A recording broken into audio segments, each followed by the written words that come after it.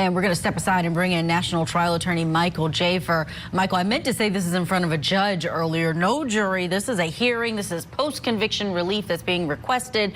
Your thoughts on the success rate of a hearing like this? 5 years later, he Google searched, what do you do with a cheating wife, before his wife ends up dead in their barn.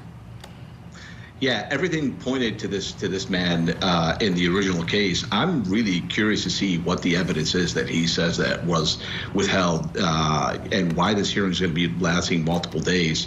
The most damning evidence for him was obviously the nature of the injuries. Look, if you fall on a rake, people understand it doesn't kill you. It doesn't pierce your skin. It has to be brought on with blunt force trauma, like actual force into your skin, because rakes are not like steak knives. Rakes are not steak knives. They're very, very dull, right? You use it to rake grass. So at the end of the day,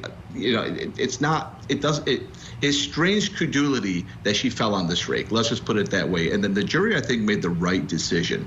The whole thing that he said about his wife, it was inaudible. It wasn't, I mean, I don't think that turned the case. I think what turned the case was the fact that really nobody else had the access to killing this woman in the way that she was killed and the way she was murdered, except for the person who lived with her. It wasn't going to be her son. It was going to be her husband. So the success rate of these hearings anyway are very slim to none. Back when DNA evidence was introduced in the mid to late 90s, you saw a lot of people, with post-trial acquittals and new evidence, and they were able to test DNA hundreds of cases, right?